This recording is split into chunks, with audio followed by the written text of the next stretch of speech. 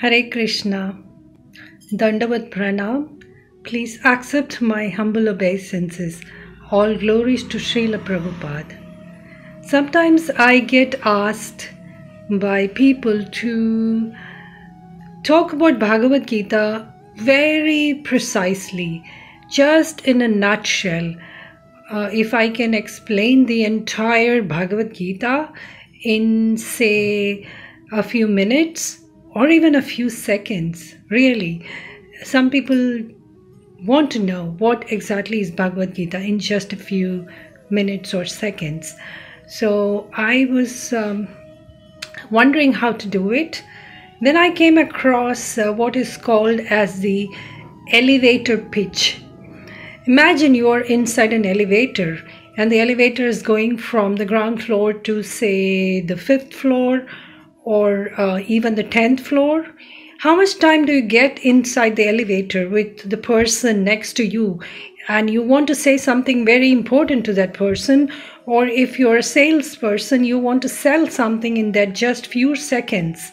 So let's say you get 30 seconds, or if you're lucky, or if the lift is slow, or there's number of floors that the other person has to go.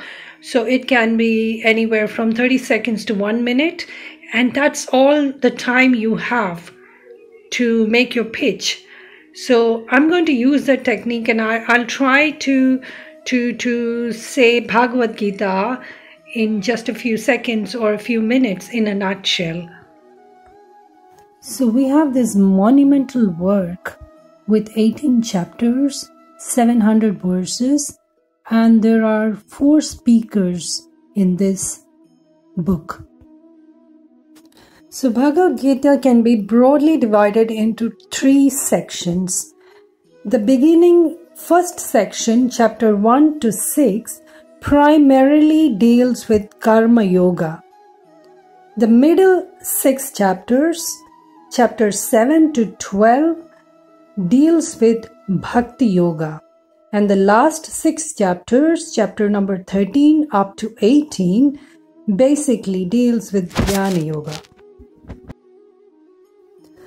To give you an example to make this more interesting and clear, imagine a sandwich with jam inside. So there are 2 slices of bread with jam inside.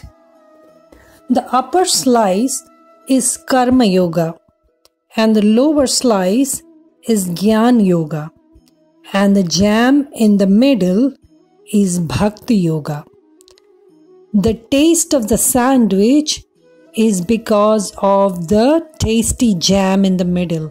Bhakti Yoga is the 5 main topics that Bhagavad Gita covers are Prakriti or material nature, Kala or time factor, Karma or fruit of actions, Jiva or the individual living entity, and Ishvara or the Supreme God. So that was the video, and it was less than 5 minutes, I think. I hope it made sense.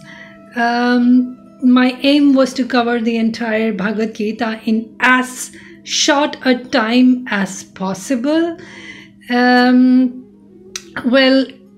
don't stay in the elevator for 5 minutes, so let's just hope that the lift got stuck somewhere and you got a few extra minutes.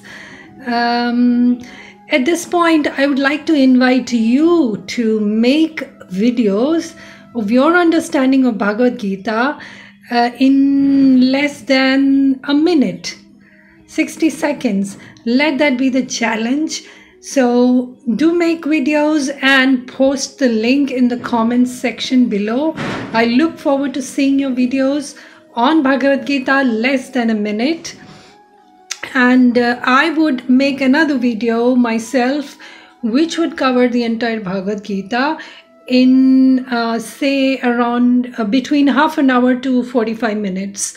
And that would go a little bit more deeply into each chapters. Of course, it will just be scratching the tip of the iceberg, because Bhagavad Gita is so vast that one could talk about it for an entire lifetime and lifetime after lifetimes, and still one would have a lot more to say about it. So that's the end of this video. Thanks for watching. Hare Krishna.